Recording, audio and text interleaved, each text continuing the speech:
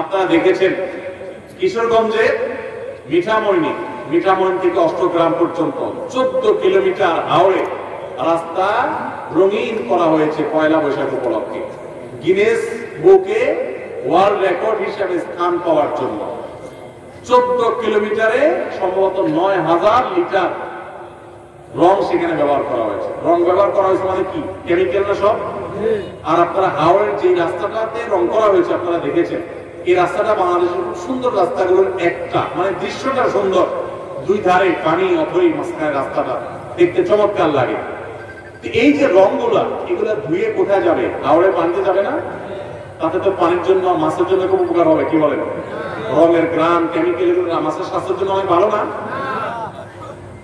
এই যে রাস্তা রং করছে, মানুষের ঘর বাড়িতে রং নাই, বাসের রং নাই, পাবলিক পরিবহনের রং নাই, ট্রেন গুলার রং নাই, সিল সপোর্ট আপনার সালবাকলা উঠে গেছে, অবস্থা খারাপ, কোন শ্রী নাই, রূপ নাই, জায়গা মতো রং না করে কোথায় রং করতেছে?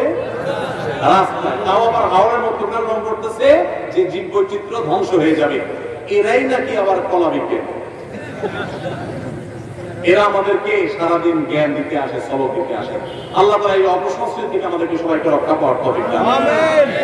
বাঙালিয়ানার নামে হিন্দু ধর্মের কৃষ্টি কালচার মুসলমানদেরকে চাপিয়ে দেওয়ার যে অপচেষ্টা, কিয়ামত পর্যন্ত এদেশের মানুষ এটাকে মেনে নেবে ইনশাআল্লাহ।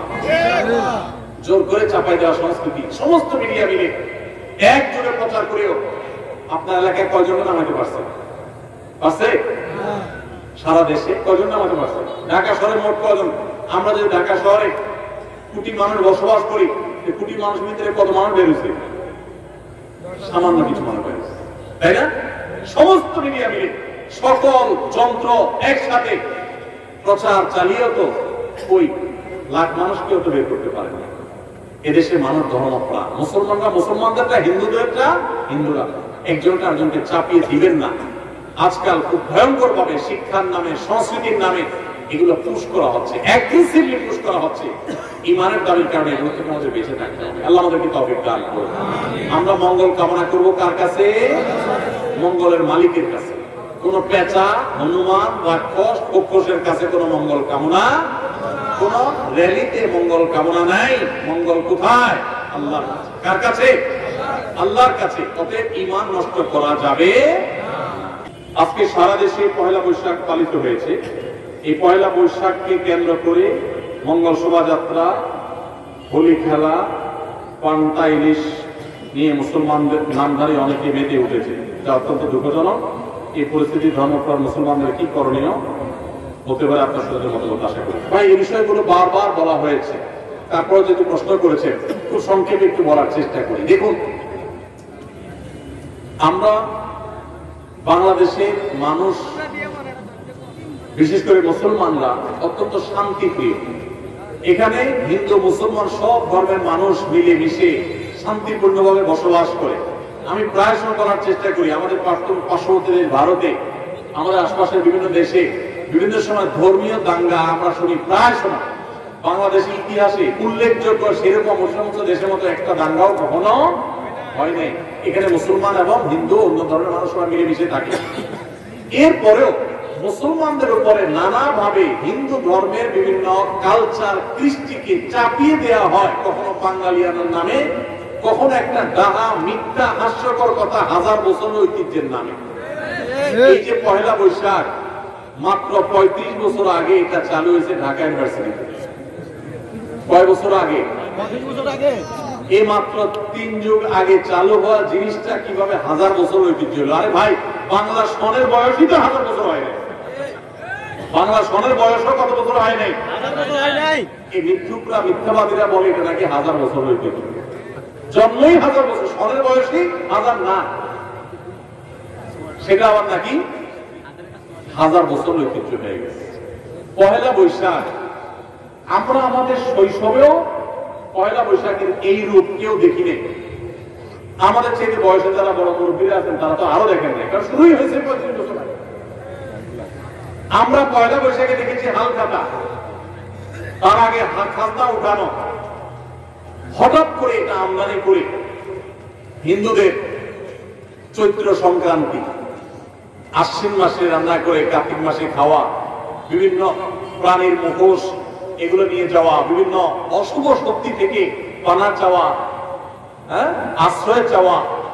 এরপরে পয়লা বৈশাখ উপলক্ষে একটা গান গায়, অগ্নি স্নানে হোক সূচি ধরা, সূচি হোক, কি একটা আছে না গান, অগ্নি স্নানে সূচি হোক ধরা, মানে কি আগুনের গোসলে পৃথিবী কি হোক, পবিত্র হোক। আগুন দিয়ে কি পৃথিবী পবিত্র হয়? কোরআন বলে আগুন হলো পাপিষ্ঠদের শাস্তি দেওয়ার মাধ্যম, এটা কি পবিত্র হওয়ার মাধ্যম? হিন্দু ধর্ম মতে হতে পারে। তো খুব দুঃখজনক বিষয় যে সারা বছর ধরে হিন্দুর যত পূজা অর্চনা আছে সবগুলো একসাথে করে বাঙালি আমার ট্যাবলেট দিয়া মুসলমানদেরকে খাওয়া দেওয়া হচ্ছে। ভাইরা আমার, বাংলা নববর্ষ বা বাংলা সন, এই বাংলা সনের প্রবর্তক কে ছিলেন? সম্রাট আকবর। সম্রাট আকবর আমলে বাংলা সনটা যে হয়েছে হিজরি সনের সাথে মিল করে হয়েছে। হিজরি সনটা হলো লোনার চান্দ্রবর্ষ, আর বাংলা সনটাকে শুধুমাত্র ওই সনটাকেই আপনার সৌরবর্ষে পরিণত করা হয়েছে, এটাতে রূপান্তর কনভার্ট করা হয়েছে, জাস্ট এটাই। তাহলে বাংলা সনের সাথে হিজরি সনের একটা নিগুড় সম্পর্ক আছে। সম্পর্ক কি? ওইটারই একটা রূপ মাত্র এটা। সেই সনটাতে, সেই সনটার প্রথম দিনটাতে মুসলমানদেরকে যত সব শিরকি কর্মকাণ্ড করে তারপরে মুসলমানদেরকে সেই দিন পালন করতে আমাদেরকে নির্দেশ দেওয়া হচ্ছে। খুবই দুঃখজনক, খুবই আপত্তিকর। দেখুন, মঙ্গল শোভাযাত্রা করা হয় কেন? অনেকে আছেন এগুলো বললে বলে ভাই এগুলো কোনো প্রার্থনা না, কিছু না, আপনারা অযথা ঝামেলা করেন। আপনি নিজে মঙ্গল শোভাযাত্রা কি ও কেন লিখে সার দেন। আমি কালকেও সার দিয়েছি, উইকিপিডিয়াতে তথ্য পাবেন কেন মঙ্গল শোভাযাত্রা হয়, এবং এটা নিয়ে বিভিন্ন পাবলিক বিশ্ববিদ্যালয়ের বিভিন্ন চারুকলা সহ বিভিন্ন ডিপার্টমেন্টের গুরুত্বপূর্ণ দায়িত্বশীল প্রফেসরগণ, শিক্ষকগণের বক্তব্য বাংলাদেশ24.com সব বিভিন্ন অনলাইন নিউজ পোর্টালে এখনো আছে, অনলাইনে আপনি পাবেন, সার্চ করেন দেখেন। সেখানে তারা তাদের সাক্ষাৎকারে পরিষ্কার জানিয়েছে যে এটা হলো সারা বছর ভালো থাকার জন্য, মঙ্গল প্রার্থনার জন্য মঙ্গল শোভাযাত্রা। অর্থাৎ এই শোভাযাত্রা করলে এর মাধ্যমে মঙ্গল কামনা করা হয়। যে মানুষগুলো সারাদিন নিজেদেরকে বিজ্ঞান মনস্ক বলে, এই মানুষগুলো সারা দেশের সারা পৃথিবীর বিজ্ঞানীরা শুধু এটা আবিষ্কার করছে, ওইটা আবিষ্কার করছে, আর আমার দেশের কলা বিজ্ঞানীরা শুধুমাত্র মুখোশ ছাড়া কিছু আবিষ্কার করতে পারে। আল্লাহ এত সুন্দর চেহারা দিচ্ছে মানুষকে। আল্লাহ বলেছেন লাকাদ খালাকনাল ইনসানা ফি আহসানি তাকওয়িম, মানুষকে সবচেয়ে সুন্দর চেহারা দিয়ে আল্লাহ সৃষ্টি করেছেন। আর এরা ওই সুন্দর চেহারার উপর একটা বানর, একটা পেঁচা, একটা হনুমানের চেহারা দিয়ে দেয়। ভাইরা আমার, শোভাযাত্রা করলে পেঁচা, হনুমান, হিন্দুরা দেখবেন যে সমস্ত প্রাণীর পূজা করে, যেগুলোর পুজো করে, যেগুলোর মূর্তি বানায় পূজা করে, আপনারা দেখবেন অবাক করা বিষয়, সেগুলোই ঘুরে ফিরে বা বেশিরভাগ ক্ষেত্রেই সেগুলো এই মুখোশ মুখোশ এগুলো নিয়ে শোভাযাত্রা করছে, র্যালি বের করছে, মিছিল বের করছে। কেন? মঙ্গলের জন্য। মঙ্গল শোভাযাত্রা মানে কি? মঙ্গলের জন্য, মঙ্গল কামনা করে শোভাযাত্রা করা। এই মিছিল করলে, শোভাযাত্রা করলে এই সমস্ত মুখোশ, পেঁচা পেঁচা, এই সমস্ত বানর, আপনার ইঁদুর, এটা সেটা, এগুলোর মুখোশ নিয়ে রাস্তা দিয়ে ঘুরলে যদি মঙ্গল হয়, কল্যাণ হয়, তাহলে সব বাদ দিয়া সারা বছর এই কাম করো না কেন? এগুলোতে কোনো মঙ্গলের ক্ষমতা আছে? কোন মঙ্গলের সুযোগ আছে এখানে? মঙ্গলের মালিক কে? আল্লাহ রাব্বুল আলামিন। প্রতিদিন 5 ওয়াক্ত নামাজে আল্লাহ বলছেন হাইয়া আলাল ফালাহ, তোমরা এসো কিসের দিকে? মঙ্গলের দিকে। মুয়াজ্জিন ডাকছেন আল্লাহর পক্ষ থেকে, এসো কিসের দিকে? মঙ্গলের দিকে। মঙ্গলের দিকে আপনার যে যাত্রা হবে সেটা হবে মসজিদে যাওয়ার মাধ্যমে। কিসের মাধ্যমে? সেটা ওই বিভিন্ন প্রাণী প্রতিমার মুখোশ নিয়ে রাস্তায় চলাচল করা, র্যালি বের করার মাধ্যমে।